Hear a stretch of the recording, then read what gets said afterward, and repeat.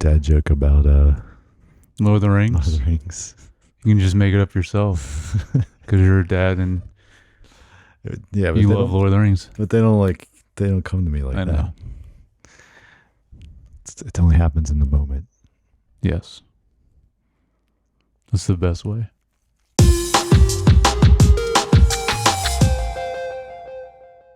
Hey, welcome back to Screen Time. I'm one of your hosts, Josh. You would sooner get an orc to sit for a sunbath than get my father to agree to meet with me. Mm-hmm. Is that Doran? Yes. Yeah. Yes. Cool. And this is my co-host, Jared. That which is left behind can be the heaviest burden to carry. Deep. Mm-hmm. So today we're kicking off our discussion on Rings of Power Season 2. And but before that, we got a few other things to get into. We'll first do a little bit of what we've been watching. Do we have our new segment? Yes, we do. What is it called? I forget. Based or waste. Oh, that's right. Based or waste. Haven't got any feedback, I guess, yet about it. So we don't know if people like it or not. Yeah, love or hate it. It's happening. It's happening. And then we will get into Rings of Power, episode 1 through 3. And then, yeah. So, what have you been watching? You watched much this time? What do you? Yeah, I got 3. Oh, getting crazy with it. No. There might we might have a crossover in here. Yeah, maybe. You want me to start? Sure, go ahead. All right. Terminator Zero. This is on Netflix. All right. The new anime. I was looking forward to this. Okay. And I think especially the art style is really nice looking, and the music I was very surprised with too. Oh, okay. It was awesome. Different from the traditional Terminator movies, but yeah, it was really good. I watched, how much did I watch of it? I think just the first episode, but it's really good. It's Nice. It's kind of interesting timeline wise how they play with it in relation to all the movies, but yeah, should check it out. Yeah. It's good. Is it sci-fi or not sci-fi? Ooh, This is going to be the new game for... this is Josh's new game for me. Oh, that's a good question. I feel like the Terminator franchise I have on the line. Oh, on the line. Yeah. I don't know. I'll have to think about that. Okay. That one's interesting. Yeah. All right. Obviously, you think it's sci-fi. I would say sci-fi, but so I did not watch that, but Okay. we'll stick with Netflix. I watched a movie called Incoming. Haven't heard of this. It's about incoming freshmen into high school. Okay. It was, the kind of coming age comedy. That you like? Rated R. I like those. Yeah, right. Yeah, those are fun. Yeah. If they're done well. I mean, right. This one was, I wouldn't say it's great. You can preface that with anything. Huh? If it's done well, you know. So, well, like, I mean, a classic would be American Pie. But then even, more recent Booksmart was a really good one recently. Yeah, it was. We just covered a lot of these with Todd Phillips. Yeah, in our movies. Just some of his. Road Trip and Old School. Yep, those are good ones. This one wasn't quite, up to, like, I wouldn't say like up there with those that we just went through, but it was not bad. It had some interesting things in it that were funny and a little bit different twist to things. Yeah, so it was all right. I mean, it's Netflix. It's on there. That's what I was going to say. It's Netflix, so it's normally just, this is fine. Yeah. That's how a lot of their stuff is. But then, yeah, so... Not always, though. I mean, for instance, the Terminator Zero is it's a standout, I think. So we want to stick with Netflix. How about one that you probably have probably a crossover on. Chaos. Chaos. Yes. That is my next one. Yeah. Yeah. How much did you watch of it? Watched the first 2 episodes. Okay, I watched the first one. I don't know if I'm going to watch anymore. Yeah, me neither. I'm not sure about it. It's not. It's so weird. I like the concept. The concept's interesting. I like some of the people in it. You know, Jeff Goldblum's great. Yeah, he is. Honestly, even the way it's made is good. Like it's it's the storytelling. Like the script is just not there. It's like just kind of boring. It seems like it's grabbed me at all. And no, me neither. And I mean, the first one I thought, okay, maybe it's just a lot of setup. That's why I watched the second one, hoping that maybe there'd be a little bit more. And there is, but not much more. So it's kind of, and for me, and then seems like it's gonna be a lot of setup. And I'm like, okay, there's too many other things coming out right now. That's I was like, I'll pass probably on this. I don't know. I mean, if I get a, sort of the word they say, get a there's a saying for that. I get a little something, you know, like a little scratch or an itch that I need scratch. A little itch I need to scratch. So I want to watch something random like that, I guess. Mm-hmm. But I doubt it. There's too much other stuff that I know is good. I like the concept of the modern day telling of the Greek mythology. Is a cool idea. Yeah. A little bit of the world building was interesting. Like just the way, like, they have the churches that are like, and just that kind of stuff is interesting. I will say, I'm sure you notice this because you know a lot more about this stuff than I do. When you're up there where Zeus lives, I'm like, man, this looks really fake. Yeah, well, I mean, like noticeably so. Like the budget probably was not there for them to make all that stuff practical, but like it looked like, I don't think there was any props, so it looked like it was just green screen and him just. Yeah, some of it. Yeah, I mean, I think when he's indoors, that stuff's real. But like, I'm talking like when he's outside, out in that garden. It's got to be mostly other than like maybe a few things. Like if he's at, I can't remember. I feel like he's been sitting at some outside table and stuff. Or the fountain, like, obviously, because it's like floating water in a circle or whatever. Which is a cool visual, but it just seems very CG heavy. Yeah, but Well, what else you got? I only have one more if you want to go ahead. Oh, you want me? Well, talk so about another it. I don't know thing. How many more you have. So I don't know if you noticed, Netflix just got a deal for a bunch of AMC Plus stuff. No, I didn't know. So a bunch of that stuff dropped on Netflix. Sick. I think starting September 1st. Maybe it was a week or so before, but it's been recently. So not AMC shows? Is it only like the AMC Plus? The stuff that was on AMC that's like that wasn't anywhere else. Like, I mean, so like that. So all like the Walking Dead stuff. I know that's all. I don't know if any of that stuff's there. No, because I know the new Walking Dead shows were actually AMC Plus. Is how they. Maybe they're on there. I don't know. I didn't look at those, but it's like the what is it? The Interview with Vampire. That show's now on there. I heard that show was really good. I've heard good things too. But I've barely watched it. I haven't watched any of it, but anyway. But one of the other things that dropped on there that I remember when the trailer came out for this, I thought it was very interesting. I want to check it out, and then I know her sister watched it because she really liked it. Oh yeah, I know what you're talking about. Yeah, Kevin Can Go F Himself. Mm-hmm. So watch the first episode of that. Okay. So you've never seen this? Never seen it before. Okay. No. I just remember watching the trailer, and it has Annie. Right, the daughter from the Schitt's Creek. Yeah, okay. The actress Annie something. I can't remember the last name. Is there anyone else in that show recognizable? The guy that plays her husband looks familiar, but I didn't look him up what he was been from before. Kevin, the infamous Kevin. The titular Kevin. Yeah.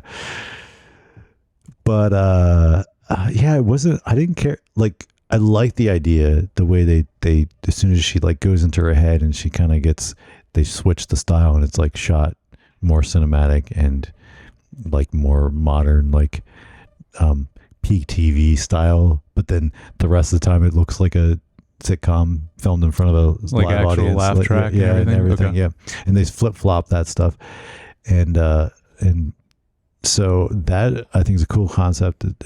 The execution of that's done really well. now I'm gonna watch more because her sister liked it so much, and I only watched the first episode, but it hasn't grabbed me. But again, just gonna give it an opportunity because I also know, especially with stuff that's trying to be funny, it could take sometimes a few. Oh yeah. So We always talk about The Office and Parks and Rec. Like, yeah, the starts of both of those shows are like the worst part. Well, except for the very end of The Office was not as great, but those especially as they get going, they get really good. I would say It's Always Sunny is the same way too. yeah. It's been so much the beginning of Always Sunny, but yeah. But even like Seinfeld's rough in the beginning. Oh yeah. Yeah.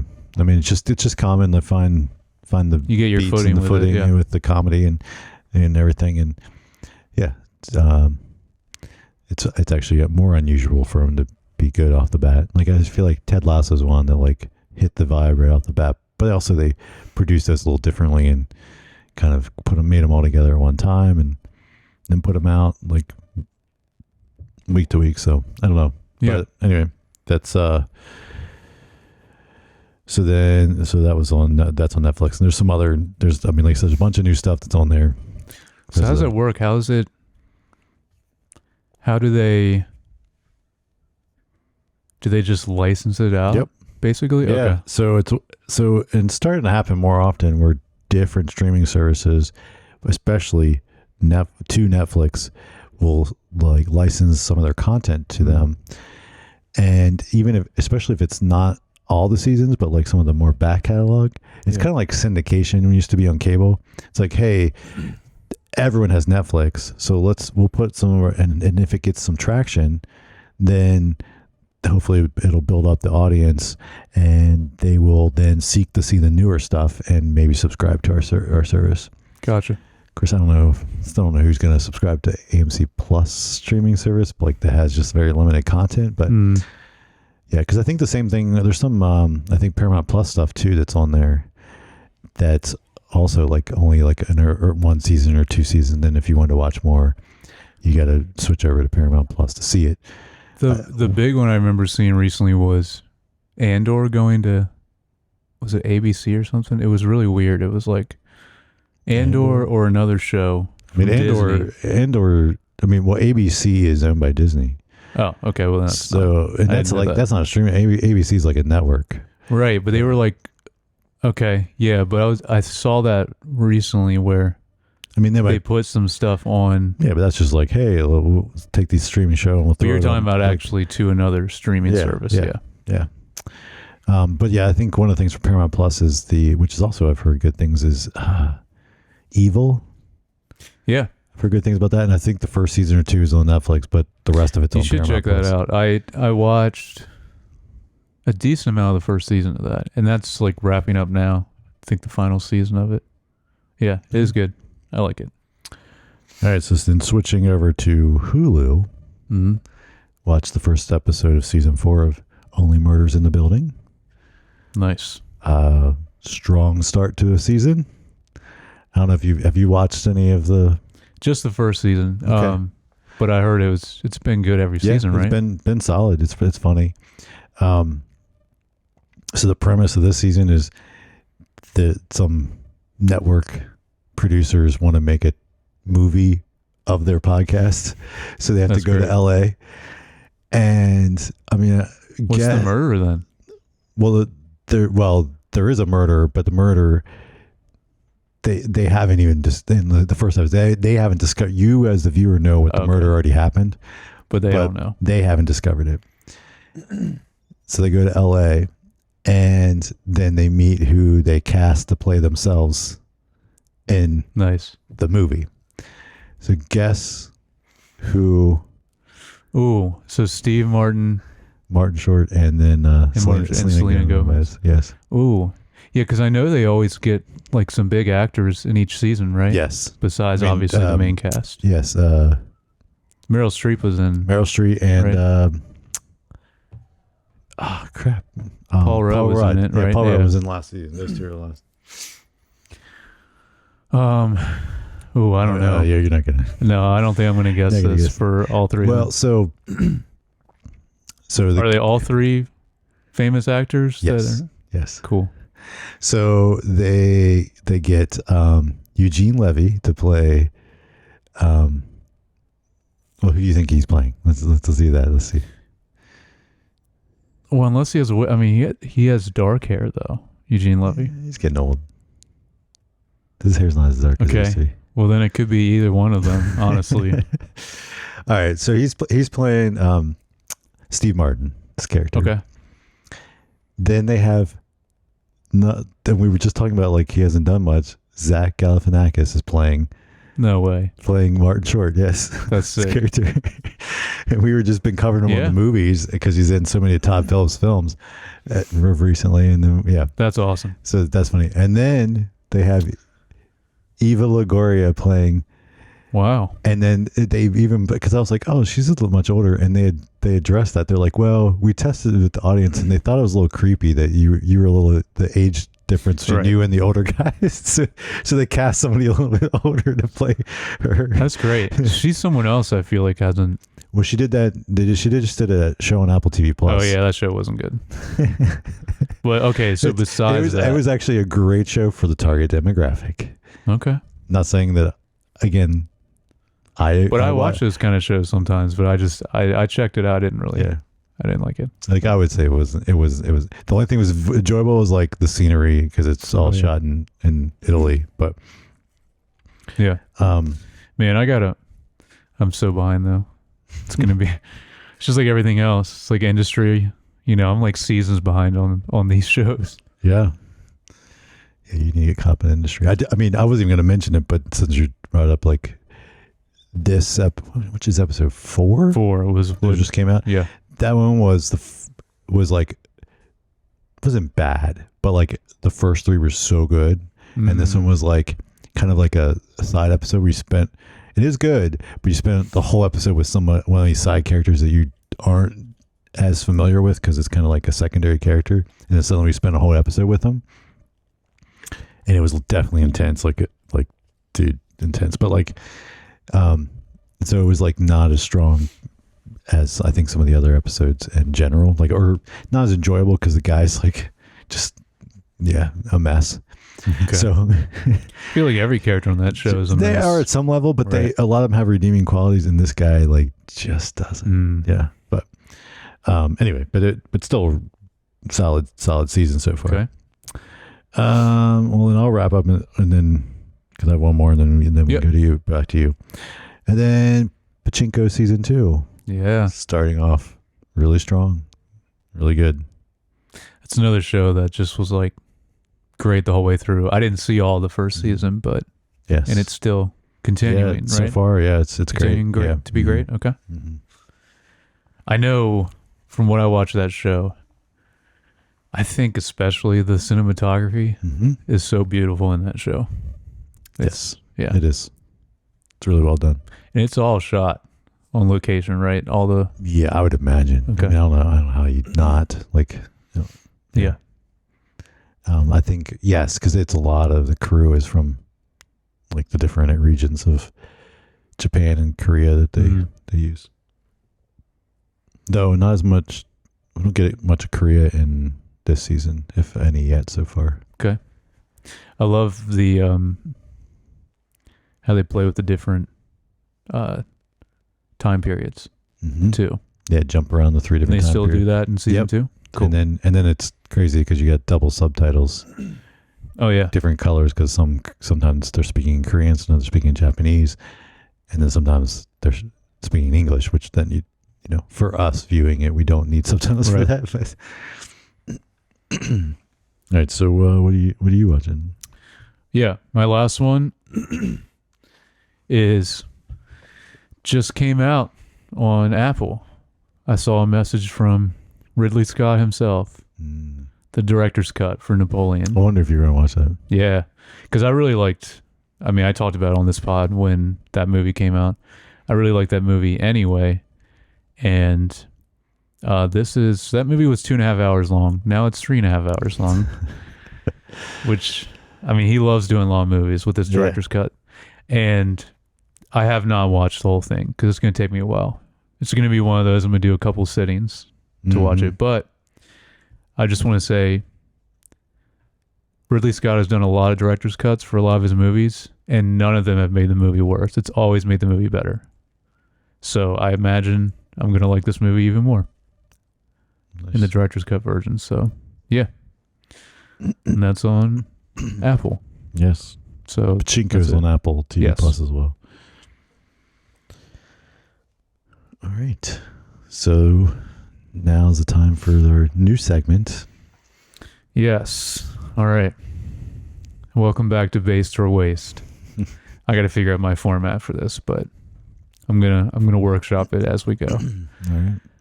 This is I got to come up with a quicker way to explain this game, but this is just trending Rotten Tomatoes audience scores for TV.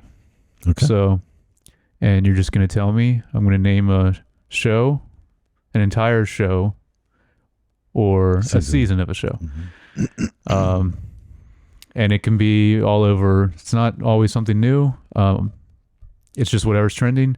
I also not going to do quite as many as we did the first time around, even though we kind of went through them fast, but I know sometimes we stay on them a little bit. So, so you're just going to tell me if it's based or waste. So if it's good or bad. Yeah. All right.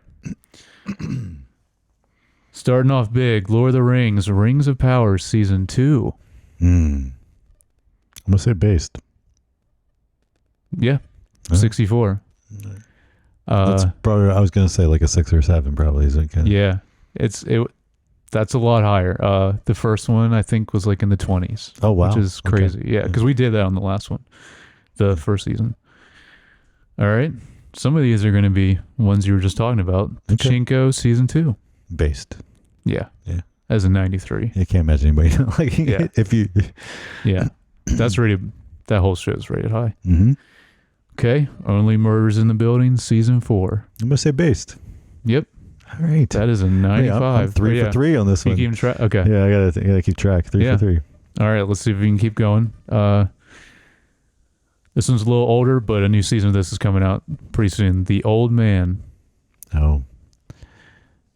This is Jeff Bridges. I'm going to say based. Yes. Right. 77. Yeah. All right. I never watched that, but I didn't either. It seemed like it got a lot of good good it buzz. looks good. And then they made a season 2, which means season 2 is coming out soon. Good enough buzz. Yeah. Although there's a lot of shows that are bad. That well, keep going, yeah, I mean, like but something not like the that. Acolyte. The Acolyte is gone. Canceled. Yep. All right, Mayor of Kingstown, Season 3. Let's say based. Yep, 89. Wow. All right, still going strong. Slow Horses. This is the whole series. The whole series based. Yes. People love the slow horses. They do. I haven't really watched it, but I've only watched season 1. If season 1 was good, but I hear it gets better and better as it goes. I love that. So like I just haven't. It just came out. Season 4. Yeah. So crazy. And there aren't long seasons either. No, because it's a British show. Those British shows, 6 episodes. Yeah, that's it. It's a full season. Yeah. America were like, well, that's only like what we drop in part 1. Yeah. Yeah. Although America's getting better with that. Way shorter seasons now. Yeah. You know what really bothers me though is British shows, they call each season series. They're like series 1, series 2. I hate that because series is the whole show to me. Yeah. You know? Yeah. That bothers me. All right. Couple more. Mayfair Witches. Waste. Yeah. That the whole show or just season? Or that's season 1 because there's no season 2 yet. Yeah. I think there is. That's one that showed up on Netflix because that's a AMC. I saw that. Oh, it is AMC. Yeah. Yeah, all those are, right? 'Cause it's like a whole universe with Interview with the Vampire, and they're probably doing something else also, right? Yeah, that's a 47. Okay. Speaking of that, Interview with the Vampire, season 2. Based. Mm-hmm. 85. All right. Will you get a perfect score on this? We'll so see. far, so good. I know. All right. Mr. and Mrs. Smith, season 1. Ooh. It's a tough one. Oh, this is a tough one. Mm-hmm. I'm going to say waste. Nope.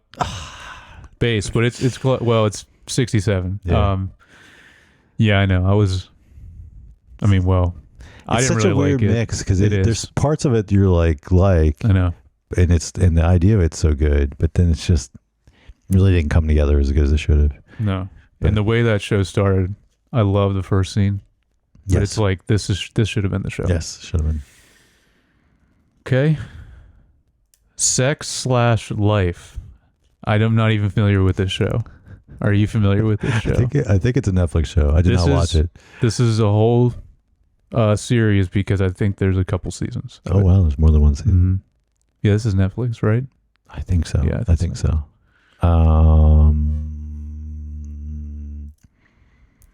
Waste. Yes. As a 53. Okay. Almost done. So you only got One wrong so far. Yeah. All right. The Witcher season 3. Based. No, this is a waste, and it's at a 19. Yeah, That's got to be like because people are just mad that they. I think so. I think changed they that. might have review bombed it. That's got to be. Cause I can't imagine the season's not that bad. I know you watched it. I watched it. I liked it. That's the only season I haven't seen yet.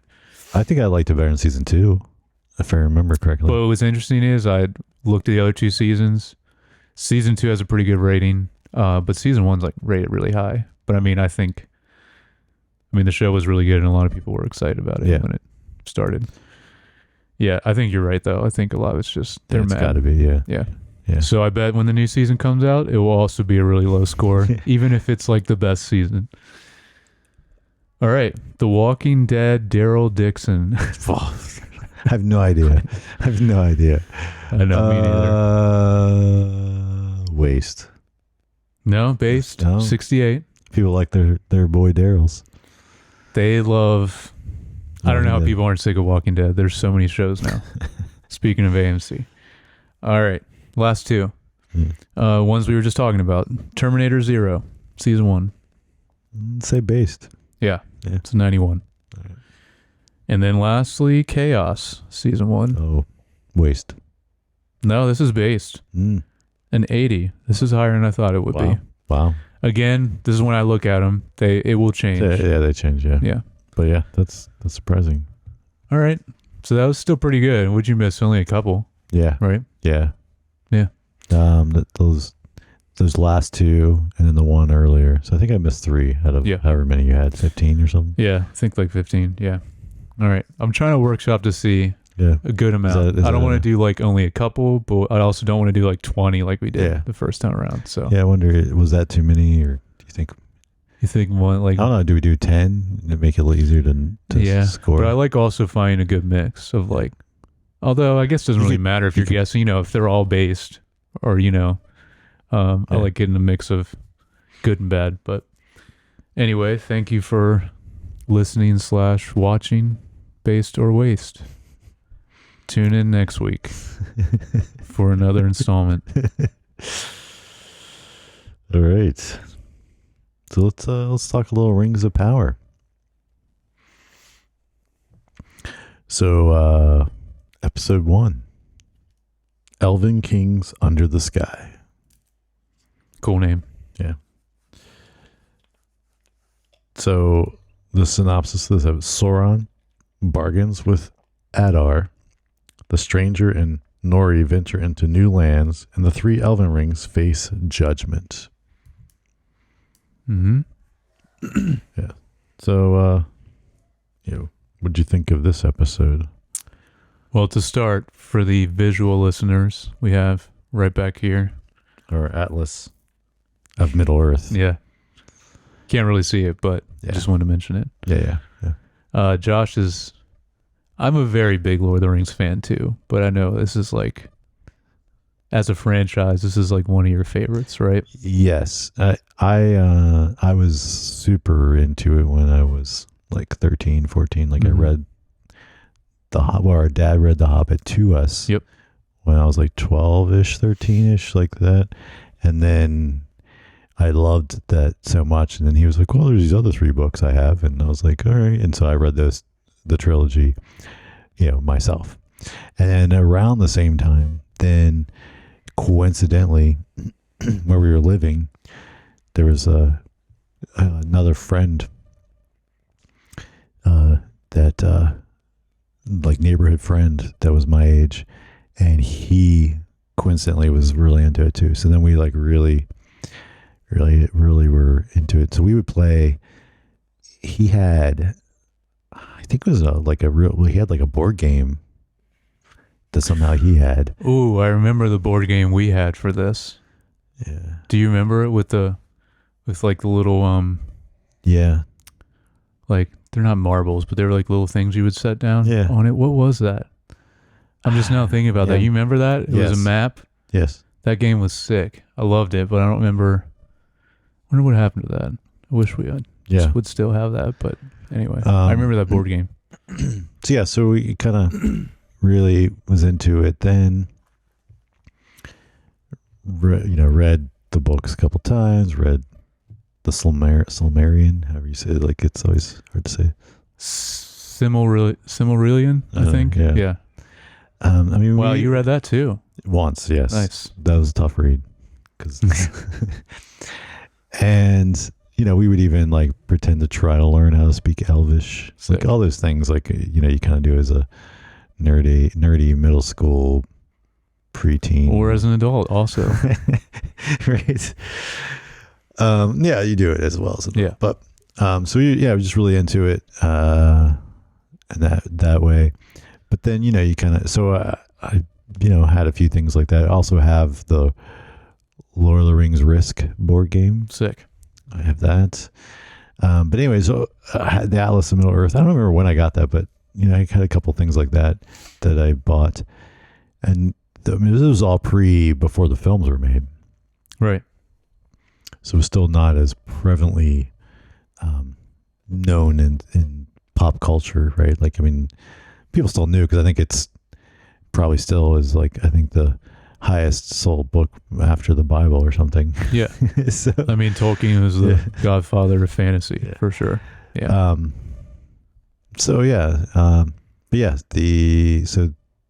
Definitely really into it. And of course, when the films came out by Peter Jackson, loved those, and had the original DVDs, the extended version DVDs, By the way, still holds up extremely well. Yes, it does. So just watched them all again recently. So that's kind of, now, you become an adult, you have kids, you kind of don't have quite the time to give to things. And so my memory is not as good as it was when I was a preteen / early teen and knew like every intimate detail of these things, and was reading a freaking Atlas book just to like learn about. That's awesome. And where things were and things. Cause I mean, that Atlas has like the first age, the second age, and the third age, like in, so you're getting into all the geography. Yeah. That's cool. Yeah. But don't quiz me on it now, because this old man brain doesn't remember the stuff as well. We'll get the Lord of the Rings people in the comments. They will correct you and me. Which, hey, that's great. Thanks. Yeah, if I say something wrong, please correct me. Or right in. So overall for these 3 episodes, by the way, just another thing real quick. You said, because like wanting to learn Elvish is like that is on Duolingo also, which is cool. I think so. Yes, because I was also thinking about High Valyrian, because they just added that to Duolingo as well, which is sick.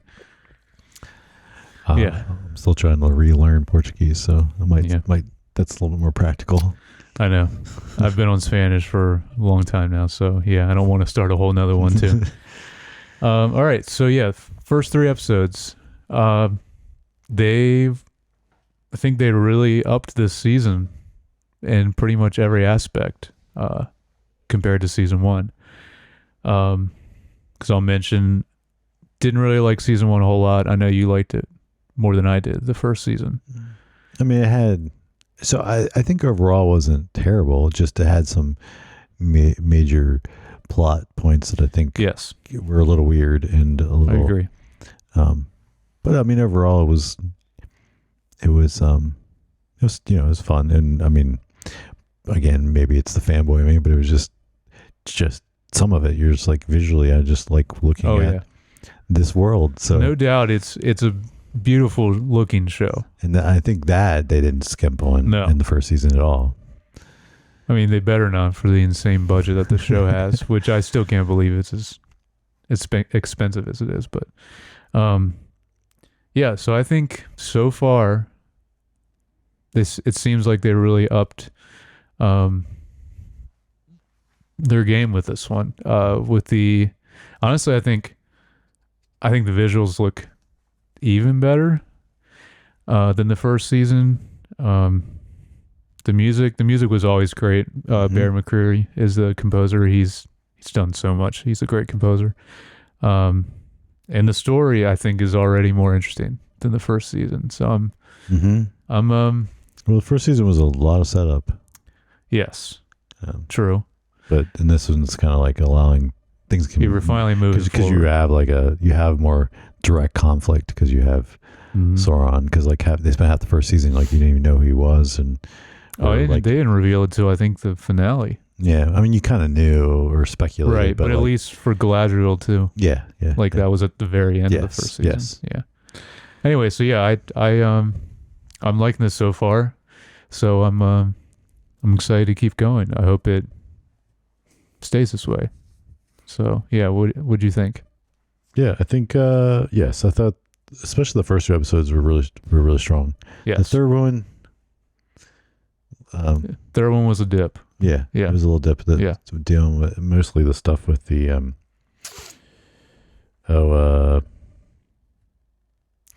yeah, some of the names I'm gonna what's the be tough to. Isildur? Numenor, the Numenor stuff. That's a Isildur, and well, Isildur he's still on the mainland, and but it's his father actually. His father, and then like the blind queen, like those are the Numenorians, and they're back at, which is a different piece of land, like they have to cross water to get, and we can refer to the atlas for the but that'd be great podcasting. We'll just flip through the book. The Numenor stuff like that, which I think was some of the stuff that was struggled in season one, and that was I agree. There was a lot of it in season one. Yeah, a lot of setup there, and so when they were back there in this episode, it was a little. Now, sure. I think I love the location though. Location is awesome. It's beautiful. Yeah, beautiful. But I think it wasn't terrible, but and I think it's like the way they kind of did these first three episodes, probably why they dropped to 3. Because the first one was like mostly focused on the elves, then the second one was a lot of stuff with the dwarves, and the third one brought in the humans, which is the Numenorians and some of the but that stuff I think is the weakest stuff. So it kind of. But do you agree that this season's already off to a better start than season 1? Yeah, I think it's has a little bit more clear direction. Where you're rooting for the story to go. They have a more clear thing you can kind of get on board with, right? Like you've got the elves know that Sauron's back, and of course the tension of like, do we use the rings? Do we not use the rings? And then of course by the end of this, he sneaks back and he's working with what's the guy's name? Celebrimbor. Celebrimbor. To make other rings. So then they trick the dwarves and showing up to get their rings, and then of course the dwarves are dealing with their. So you have the elves that were dealing with the tree that was dying, and of course the rings help that, and then the dwarves, like their mine was collapsing in their home, so then it's gonna fix that, and then I guess the humans will have. We really haven't hit the exact their conflict or whatever their thing that they need to deal with to then want to have rings to like help them. But it's all part of the deceiver's plan. Sure is. So the overall, I can really give the little synopsis of all three of these. So episode 1, Elven Kings Under the Sky. Sauron bargains with Adar, the stranger and Nori venture into new lands, and the three elf rings face judgment. Then episode 2, Where the Stars Are Strange. Darkness falls over Khazad-dûm. Sauron and Galadriel each seek new allies. The stranger and the Harfoots encounter a growing threat. Mm-hmm. And then episode 3, The Eagle and the Scepter. Isildur and an old friend reunite. Erendur grapples with change, and Miriel faces rising opposition. Anatar counsels Celebrimbor. Celebrimbor. Is that how you spell it? Celebrimbor? I don't know how to spell it, but that's how it's I guess pronounced. that is Celebrimbor. Yeah. I guess that is. I don't think I've seen it written. Oh, I haven't. Yeah, I haven't either. Yeah. So, we kind of want to go through them. Like, it's the first episode. First Do you have episode. anything interesting? You want notes? Yeah, I got a couple things. Yeah. I first off want to say, when I looked at the opening title sequence for this, the main theme song composed by Howard Shore, Mm-hmm. which I thought it was awesome that they got him to do that. Yes.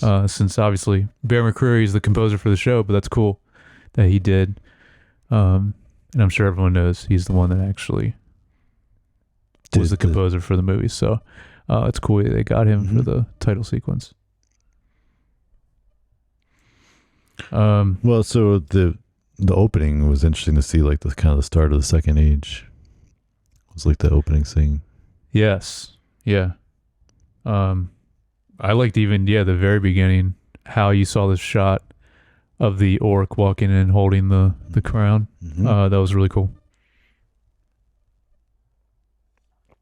And then it was a little weird, the goo and the blob and like that stuff. And I had a note about that too. Yeah, I thought I was a little weird, and It reminded me of the symbiote from Spider-Man. yes, yes, Like the way it's going, then it connected to that merchant or whatever first. Yep. Yeah. Kind of weird, and also I don't know how canon this is. I didn't realize that Sauron could do this. Like go from right, because we start with him in that first scene I with Adar. don't remember Basically killing him. Yeah. how specific. Like is it that way? The way they picture it in this, but I do Right. know he showed up in different forms over That is true. over time. So Yeah.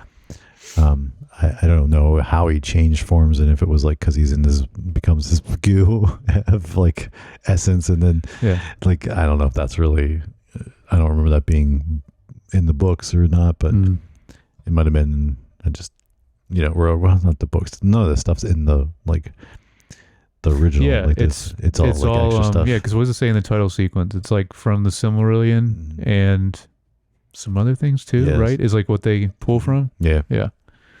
For the Second Age, yeah. So then you're definitely filling in gaps. Yeah. So I also like it. I think it's kind of that same scene we get to see, the lead up to, Halbrand at that time meeting Galadriel. yes.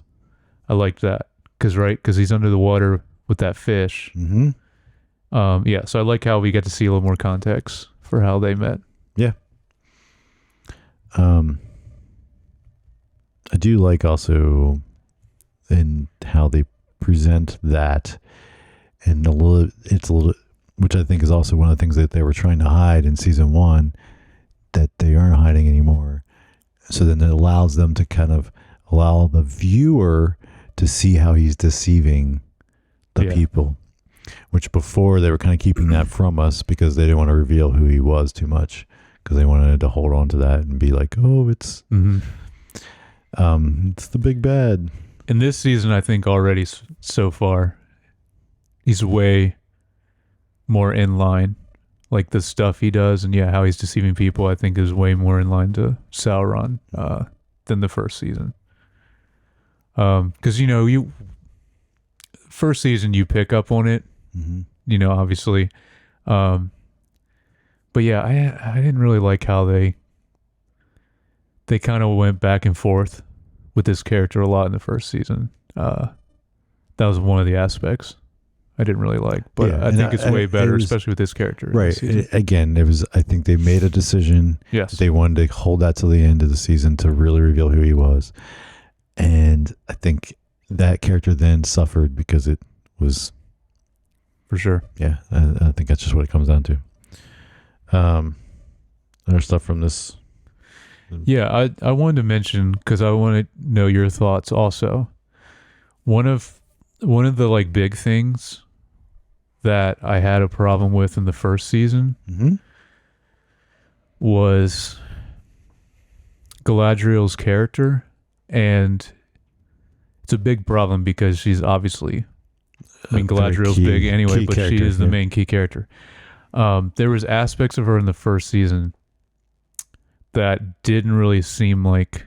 Now again, this is before, so she obviously would grow from here, but like, I mean, people change over 1,000 years. that's true, yeah. But it's just it was just weird at times. Like she seemed very what was the word I used for this? She seemed a little too arrogant for like how her character would be, from the movies. And I'm hoping this season she'll get a little more true to, and again, since we're moving forward, she'll be a little more true to. Well, I think you see it character. already in these first a couple little bit, because she's realizing how she's having to take a step back and reevaluate because she was deceived by True. and She's getting humbled. Yeah. Yep. And if Sauron was right in front of her all that time and she didn't even realize, she's like, that's a little bit of a. So I mean, I agree with you, but like, I think they're trying to make it, hey, this is the younger, more rebellious, naive version of Galadriel, because I think there's also a little bit, because she is later, right? Like she is still the one that's kind of like still off doing her own thing, a little bit more rebellious than like and being like, oh yeah, I do think my own way. Elrond's over there in Rivendell, and so I think setting that up as like a younger version of that person that's still not going to always play by the rules, where Elrond's like, well, I'm straight and narrow. He's all rules. Yeah. Yep. So, and I want to clarify. I think the actress is really great that's playing Galadriel. Mm-hmm. It's just some character choices I didn't like in the first season. Yeah. But yeah, okay. I think to me there was like a couple like this interesting that so Elrond didn't want to. He wants to get rid of the rings out the back, and because he's too worried. And then that guy talks about like being able to maybe get rid of them in like the depths of the sea somewhere. Right. And that and then but then he can't because they like fly back up, but like he tries to like in the kind of like the wave. But I was like, is that really? I mean, like if the one ring has to go to Mount Doom, like to actually like be destroyed, like, and the way they had to make them and certain like this fancy forge, and everything, like, don't know that would have worked anyway. I don't think so. I feel Probably like not. feel like they still would have been found, or come back. Anyway, yeah. So I just thought that was like kind of interesting. Yeah. Again, that location, wasn't familiar with it from prior, but the Linden area, but that was also really pretty and different and cool. Oh, yeah. Like all the locations and stuff is then so then later in the ceremony, it's just, I mean, when they speak Elvish, it's cool anyway, but then like singing, when they were singing the song with the singing it is so, it's just because the language is like beautiful in general, and then like singing it, very elegant. I thought that was really cool part. Me too. The only thing I have more for this episode is, unless there's anything you want to talk about this too, but I kind of wanted to get into the mysterious man character a little bit. Yeah. because we get some. Yeah, we get some. They get it. They're kind of in all three. Like they just kind of use a little bit in all three of the episodes. Yeah. So I kind of first wanted to right off the bat, because it's pretty obvious what they're trying to do with him, but it's like, do you think, like, what do you think? Who do you think this character is? I mean, it's obviously they want it to be Gandalf, right? Yeah, and I know that's fudging some things that were actually in the books. Like but he was around at this. He was around at some point, but like I don't think he was at the very beginning of the Second Age. I think it came later, but they're kind of presenting him like he's kind of there right at the beginning of the Second Age. Also, the thing that I always was like questioned was, do we know that if it is Gandalf, that he came from like a meteor from the sky? Because remember, at the very beginning of the show, that's how he shows up. So he is. I think they're supposed to be, because him and the whole group of wizards are supposed to be kind of like helpers from the higher being. Like it's almost like that makes sense. Not necessarily like, because then the way it came from the sky, like it could even be like an alien from another planet. But I think it's supposed to be like almost like, for lack of a way to say it, like, you know, God sending some helpers to be on the earth to help guide things, you know, and help make sure things kind of go the way he wants them to go. And then of course you have Sauron as like the devil deceiving people. Yeah. It's kind of like which I think I kind of made a note of, like, in general, I think they present that so well, and how like he kind of feeds off of what he knows of the people and like kind of tells them what they want to hear, and then slowly builds their trust. And then like they present that pretty well a couple times in these episodes, and especially this season. Yeah. And it is funny. Yeah. I mean, like, it is the obvious parallel, because like how, you know, you talk about the great deceiver, and it's like, yeah, that is what he's doing. So there is definitely a Satan parallel to him for sure. Yeah, I just so far am still like questioning, because obviously there's just several hints to like this mysterious man is Gandalf, but is there any chance he could be a different wizard also? Like, I'm still always thinking that in mind, you know?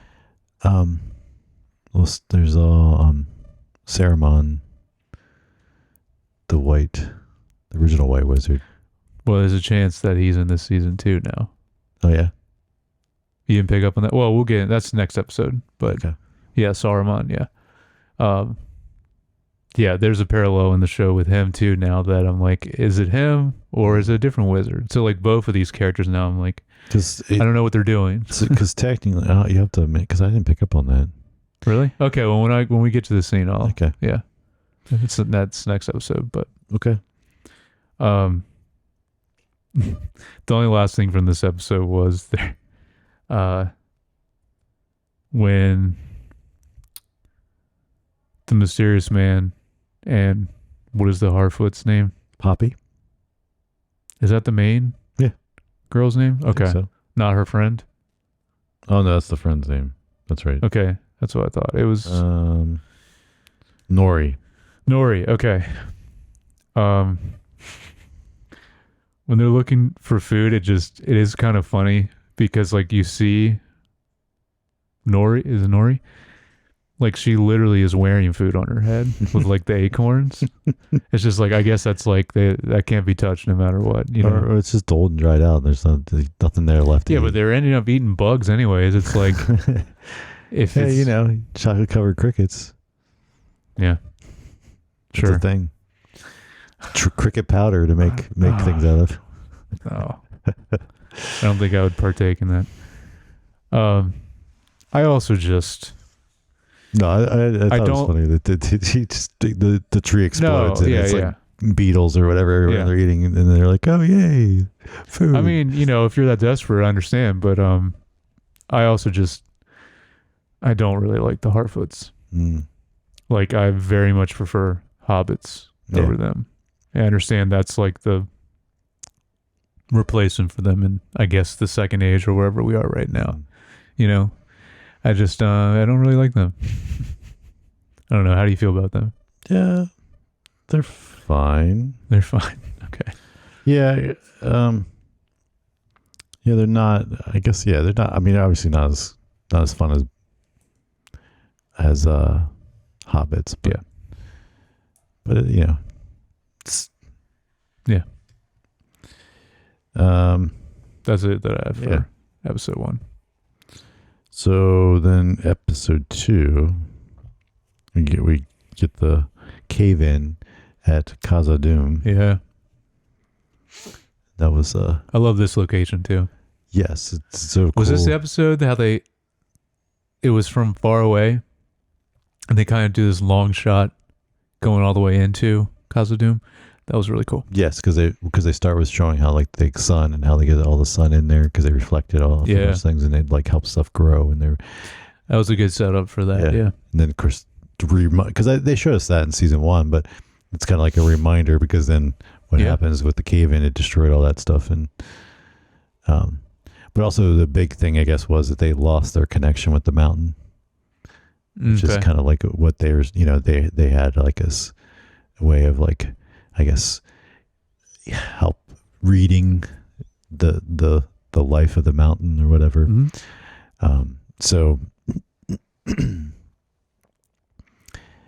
they so that's where they're at a disadvantage, and then of course why they agree to get some rings. Yep. I don't think I have any notes about the dwarfs in this episode. Do you have anything about them?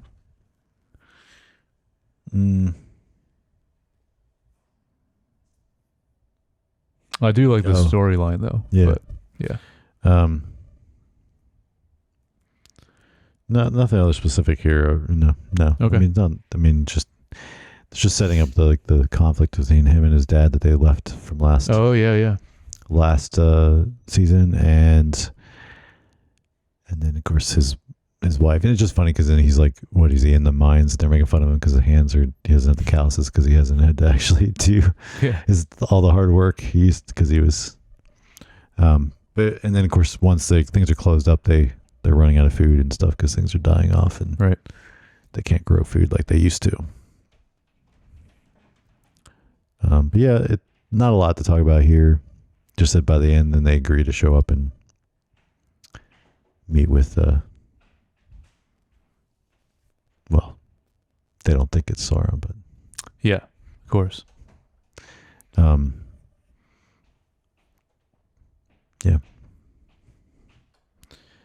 It was cool to see him.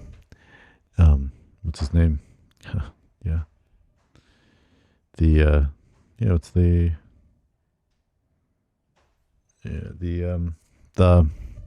guy that makes the rings with them.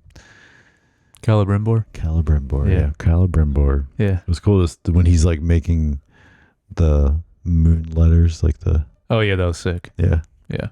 He's like inventing them. Yeah. That was a cool little just side nod to like things to come in the future. For sure.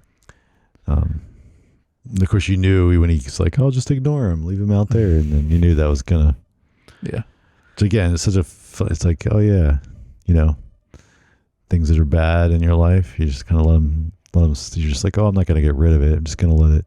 Or weeds in the garden, you don't get rid of them completely. You just. And it's like eventually they worm their way into. Oh yeah. Deeper. Yep. With him and Sauron, do we want to get to that now? I guess it ends with that. The episode ends with that, so I guess we can hold off on.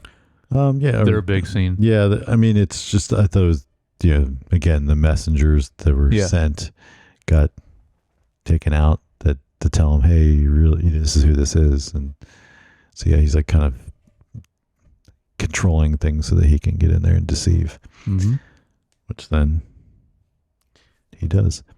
So yeah, if you want to talk, we can talk about that. Unless there's not a whole lot else. Well, I have just 2 other things. Well, one's just real quick.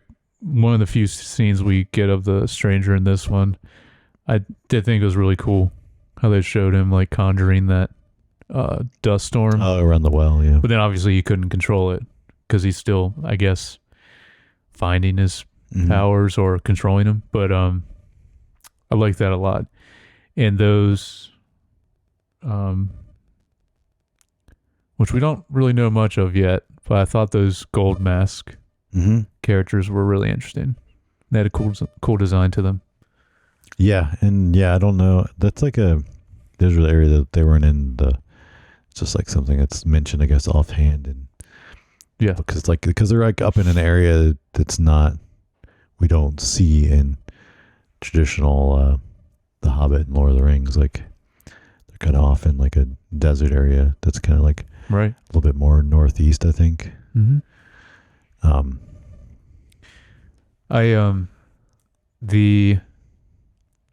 This is the scene with that guy that I was mentioning, that kind of like with the mysterious man, how they're really playing up to maybe be Gandalf. This guy in this episode they introduce looks a lot like Saruman. You know what I'm talking about? Okay. I mean, I know what guy you're talking about. I didn't think about it that way, but that's because I guess I know, like, Saruman, I mean, maybe it still could be, but like, you know, he originally was the white because he's like, right? He was supposed to be on the good side. Yeah, and this guy looks, and he just kind of switched to bad just as the Lord of the Rings was taking place. Yeah, that's true. When he switched to evil was in that age. So yeah, it wouldn't make sense, his position here now in the second age where he is. So I don't know. But there's a lot of similarities just like with the mysterious man. But my only other thing I wanted to mention and then I have something with Celebrimbor, but with this scene with this guy, I don't even think we get his name. Do you remember, because we see one of them in this scene, do you remember the 3 mystics in season 1? I remember them, yes. But okay. I think these are the most interesting thing about this whole show to me, because it's something we didn't really see and don't really know anything about from the movies. I don't know how much they're in the books. As far as I know, I don't remember them ever talking about mystics. So if this is a new thing they created, I think this is awesome. And we didn't really know anything about them in the first season. We only saw them a few times. But then, like, I guess the one of the 3, right? Really liked her, like, introduction where she kind of, like, forms out of all these moths. I thought that was sick looking. Yeah, it was cool looking visually. Yeah. I'm really interested in these, which I guess they're serving this guy, whoever this guy is. But yeah, I just wanted to mention how they're connected to whoever this guy is, whether it's Saruman or not. And we see the gold mask people here as well. Yes. So all this is really interesting, but I just wanted to say specifically the mystics. Like, I just love the way they look, and they're just really interesting, and I hope we get more, because we didn't really get much in the first season, so I hope we get more with them in this season. Cool. And then we have the end scene. Yeah. Where the storm is the storm is kind of happening. The wind. It's like, because it's so funny. Like it's almost like it's like trying to warn him. Oh yeah. That this guy's not good, but he doesn't pay attention. Yeah.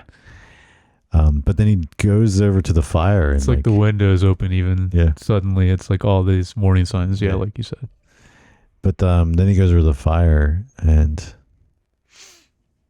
changes his appearance. Yeah. Yeah. He is now Anatar, Lord of Gifts.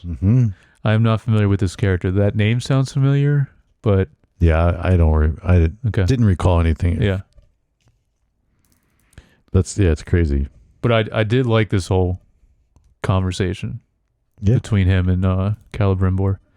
And Celebrimbor actually asking if the rings worked. And then obviously then Halbrand, because that's what he thinks he is. Mhm. Yeah, revealing to him that he's much more than just a human, and he's this whatever this guy is now, Anatar. I don't know. Yeah. Yeah, so interesting. So wait, so now he has. I guess Sauron has always had many names, though, right? Mhm. Yeah. Okay, so this is just another one added in there. Okay. Mm-hmm. Yes, many names.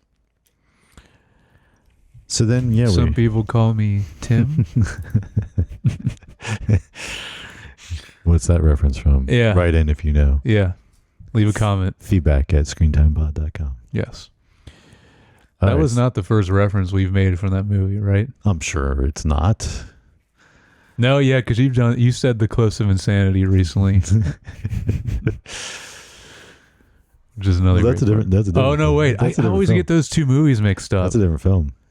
Both of those movies I mix lines from both of those because they're just similar in my head. But Interesting. Okay. you're right. I don't know I why. mean, they're both but yeah, cult classics, but they are. all right. So we get into the episode 3. So we open with following a horse around, which is kind of cool. It was kind of cool. This is cool. With the horse, and he's basically fighting back, and then he Mhm. finds his owner. This is a Sealdoor's. Yes, Horse, because they right? were Yeah. trying to get him onto the boats to leave, but it's like Right, the and then he horse. ran It's like the off. horse knows he's still alive because Yep. everybody else thinks he's dead. Yep. And then, of course, he goes and finds a Sealdor, but fights off some orcs even in the process. So that was cool. It was a cool way to kind of intro back into that. And yeah. I liked this. I both liked and hated this black forest area okay, because I don't like spiders. I'm wondering though. I mean, I was like, knew it was coming because it's like classic Yeah, of Lord of the course. Rings. Yeah, I knew it was coming too, but it's I mean, there's a part in The Hobbit where he deals with the Yep. spiders, and then there's also a part, obviously, in the Lord of the Rings where Frodo has to deal with the spiders. Shelob Yep. specifically. Yep. I'm wondering, is she actually in this area, this black forest area, or not? I don't know. Because when she was right near Mordor. At that point, but I mean, this is Yeah, way who before. knows? I'm just Yeah, wondering That's true. Who knows? if we see her or not. That'd Yeah, be cool. but there were spiders up in the woods where, is it where Galadriel is? That they come across in The Hobbit. That's right. Yeah. Yeah. I mean, this was a pretty big one that a Sealdor has to get fend off, but But not as big as Sheila. no, not as big as Sheila.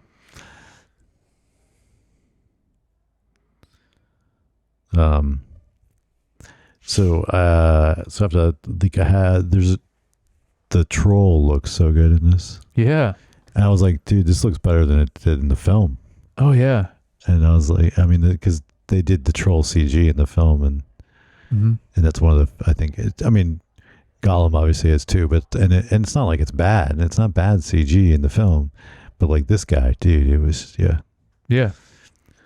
I like seeing this hill troll, right? I think it's what, yeah. Yeah, it looks really good. That's the thing, is that I understand a lot of this budget goes to CG because there's a lot in it, and it all looks really good. Yeah, because I mean they got to be adding in things in the back, especially like all the well, probably all of them, but like all the elven areas have so many like accents of things in the background that they have to be adding that stuff in. Well, because I know they filmed a lot of different locations for the show, but yeah, I imagine, like, I'm watching the show and I'm thinking there has to be CG in literally every shot in this show for sure. Well, speaking of the black, so the part where the elf comes in, Arendur, I think, right? No. Yeah, Arendur. The elf? The elf that saves Isildur. He's like, the archer? Yeah. Right. Yes. Yeah. That is is it? I don't remember his name. Was it What did you say it was? I was It just like- Aaron. Aaron. Okay. Yeah, I don't remember his name. But it was just a cool scene, like him just like, Yeah. and like the way he like kind of moved quickly and flipped kind of around, and just whatever camera tricks or sped up shot or whatever they did to make that it looked cool. Like Yeah, it didn't look like things I've seen before. Yeah. It's kind of like a different effect, so to speak. And Yeah, it was cool. Well, speaking of that character, though, the scene where he's kind of grieving over the funeral pyre for, don't remember. Oh, no, I do have it down. Bronwyn from season 1, that woman. Yep, because they were kind of in love. Yeah, and they show like a quick shot of her, right, to remind you. Yep. I felt nothing for this scene because Bronwyn was one of the characters also in season 1 that I just thought was a nothing character, and I didn't care about it at all. So like coming back to that now, I'm just like, I don't care. Yeah. And it was also like, this was inevitable anyway, because you're just gonna outlive her. Yeah. Anyway, so It's always what it is. Yeah. But yeah. So the Numenor stuff. Mm-hmm. So the king dies, and then she takes the seeing stone. The Palantir. Yeah. Mm-hmm. And that's kind of crazy. And, Yeah, it is. And then I guess the reason they cover it up isn't just because then so all this stuff didn't work. Like this is the stuff that didn't work for me. And it was kind of weird, especially when they go to like do the coronation and then the eagle shows up, and just because the other guy walks over to the window by the eagle, everyone's like chanting his name, and you're like, the eagle might have not showed up for him. Like he's just by the window. Giant eagle was cool looking, but yeah. Yes, it was cool looking. Yeah, but no, I agree. The scene, all this stuff is just kind of messy and doesn't make sense, and it's like some political crap. And my note for this is at the end we get a Palantir, a giant eagle, and 7 rings being created? ? That's what I have for my note. Right. So the rings, like they create the rings for the doors, and then he does some kind of sleight of hand. Yeah, I noticed that. It's very like he's changed it in some way. Yeah, he's doing something to him, or putting some kind of so that he is and dark magic on it or something. Yeah. So. But yeah, this was like I said, my least favorite, but it's because it focused so much on the Numenor stuff, and it's like it wasn't working great in season 1, and still not working. It's great funny, here. like all the quote unquote like more bad guys or evil characters in the show, I think are like some of the most interesting parts of this show. Like I was mentioning, kind of this newer stuff with maybe Saruman, and the Mystics. I already talked about. I really like them. And then, obviously Sauron, all this stuff. Yeah. With him too. Like some of the most interesting stuff, I think. And it seems like this season is going to be a lot darker and focus on that a lot more. By the way, really cool to see shots of Mount Doom also. Yes. That was sick. Yeah. We kind of get a POV shot. So I imagine this is coming, but we get a POV shot of maybe Ents. Right, the way that person was grabbed, it was like, so I'm excited for that. The noise of the kind of the sound effect. Because Rob was like, was that the troll? And I was like, no, that sounded like an Ent. Yeah, for sure. Yeah. So that's cool if we get to see them in this season. Yeah. I just have one more thing. I don't know if you have anything else. No, I mean, it was just the only thing we didn't really touch on was like all the stuff with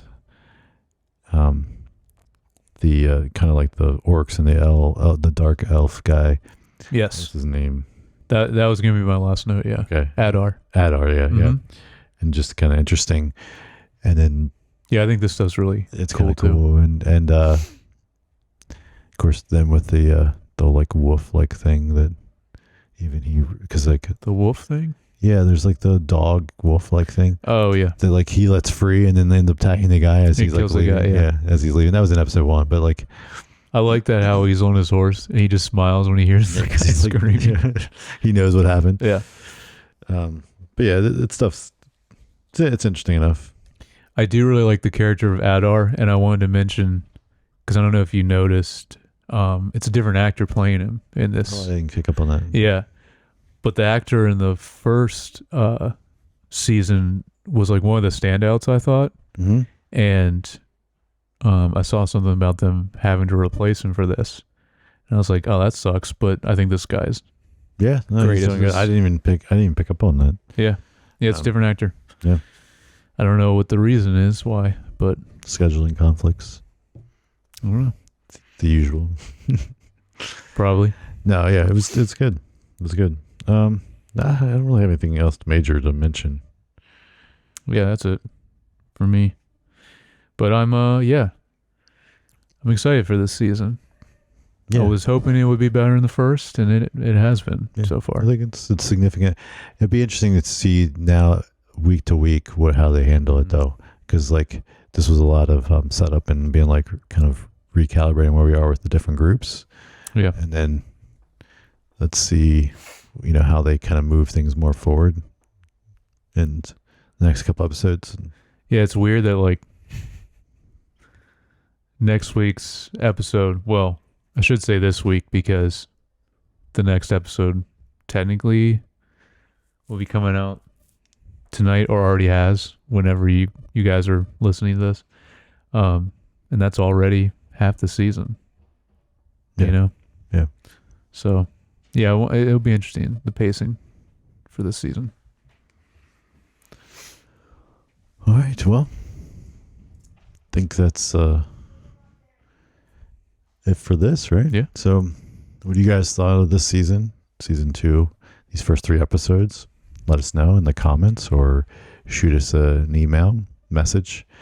You can email us at feedback@screentimepod.com, or you can send us a message on Instagram. You can find me at jyoungbar. And I'm at Jared Youngbar. All right. We'll catch you guys next time.